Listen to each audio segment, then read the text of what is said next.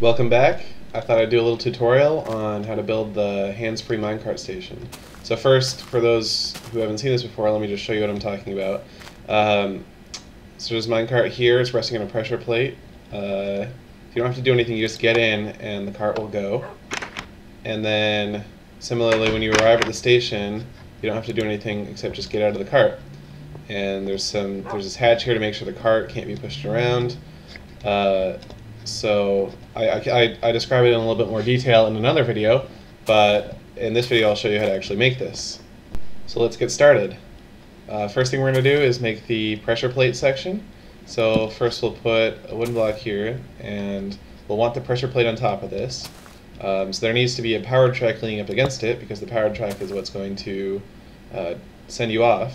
In order to get it actually leaning up against it, we'll need to put a track up here. So now it's leaning. And we'll have a curved track leading away from this.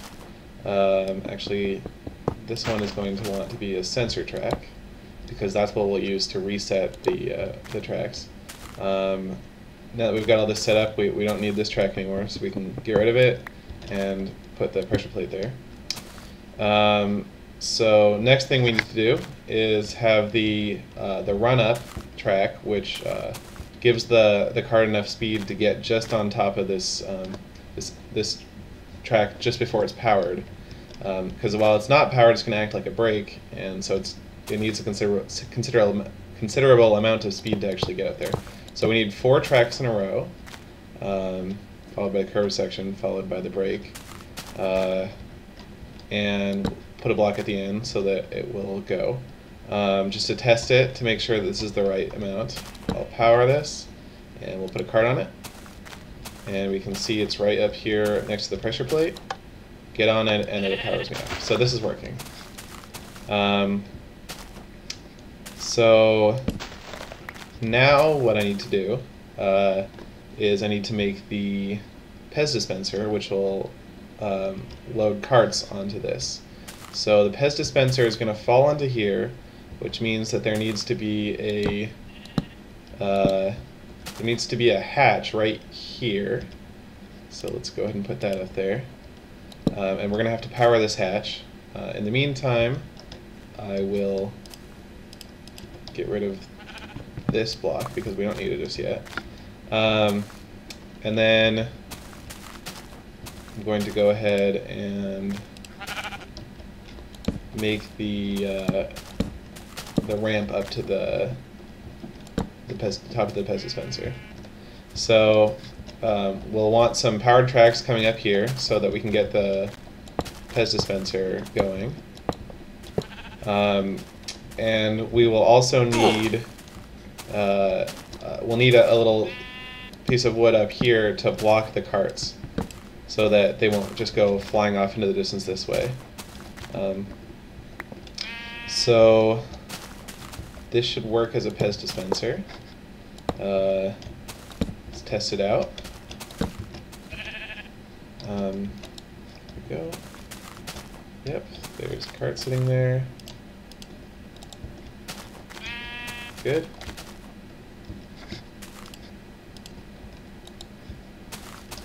Alright, so we've got carts in our Pez dispenser. Next what we need is a circuit to actually open and close the Pez dispenser hatch. So this is a monostable circuit that I'm about to build. We'll want it to work to open and close it very fast so that the cart will fall through onto this track. So to do that, I'm going to clear out some space here for some circuit elements. And actually need to clear out this block too.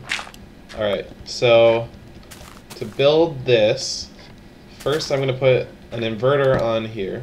So as you'll see now, when I put a cart on it, it'll turn this torch off. And then when the cart's not on anymore, it'll turn it back on. Then I'm going to put another inverter right here. Okay. And I need some redstone next to that. Okay, so now when this torch is on, because it's powering this block, that'll turn this torch off.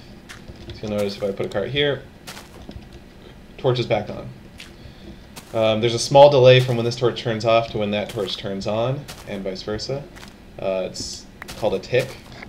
So now what we need is another signal. Oh yeah, actually I need another torch here. This is actually going to drop the carts. So let me clear these away real quick. Okay, I'm going to put another torch up here.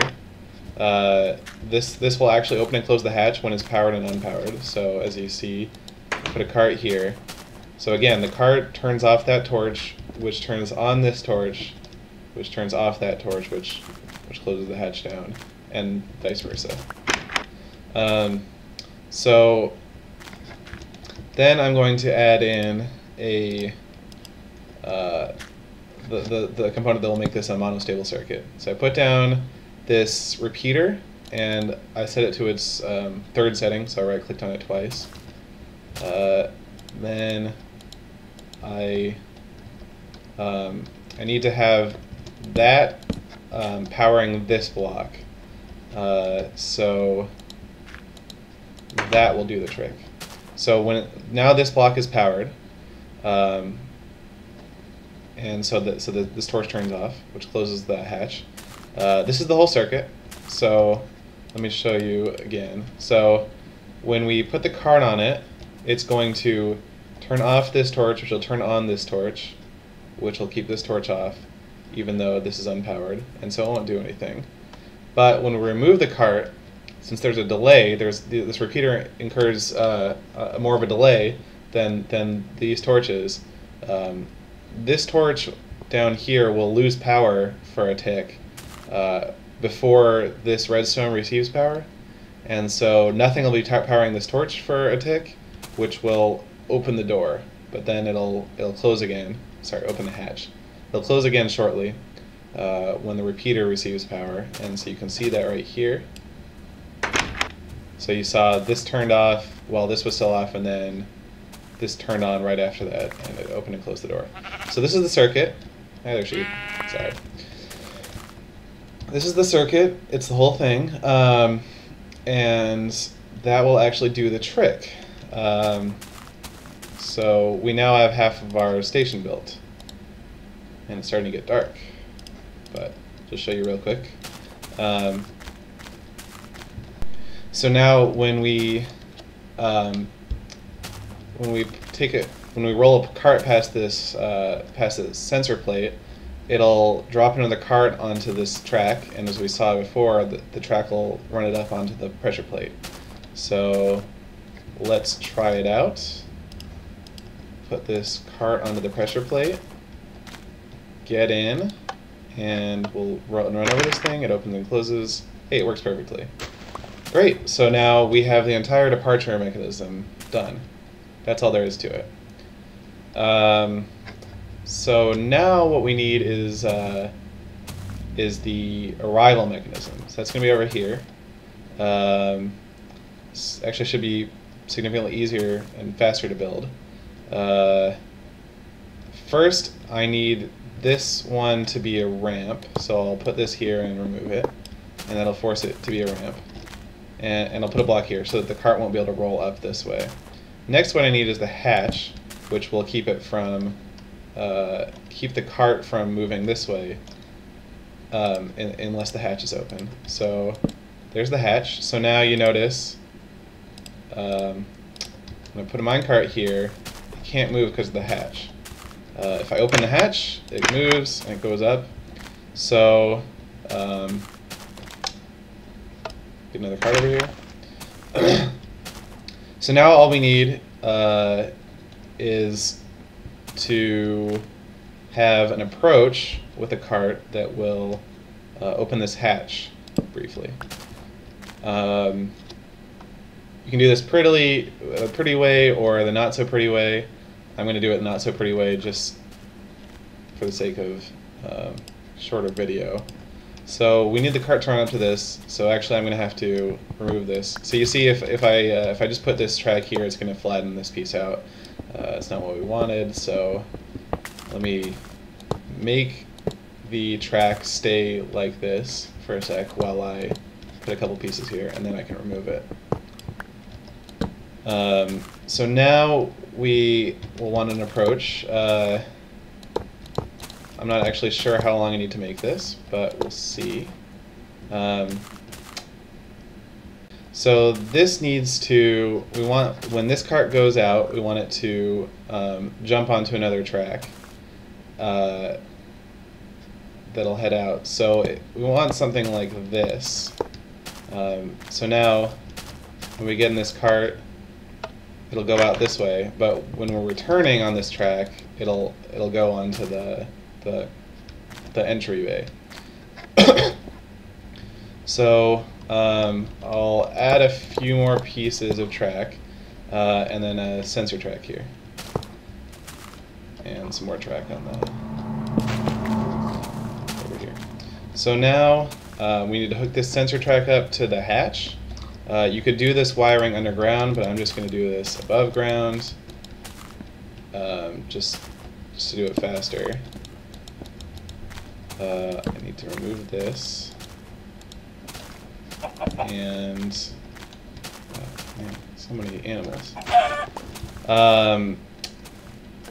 And I will. Sorry, this is wrong. So I want the torch to be next to the hatch. I'm gonna put this right here. So what we want is when we step over the sensor plate here, we want it to open the hatch. Currently, it's going to close the hatch, and it'll be open the rest of the time, which is not what we want. So we'll need to put another inverter in here. So we can do that just by doing something like this. There we go. So I'm not actually sure that this is enough spacing, but let me try it out.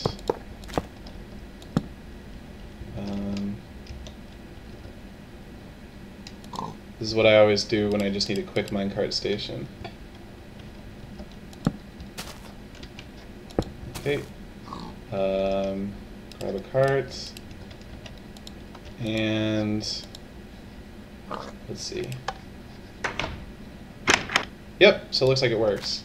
So as you saw on the approach, it opened up this this hatch briefly, and it closed it before we got in. So that's actually the whole system. This is the whole thing. It's all done.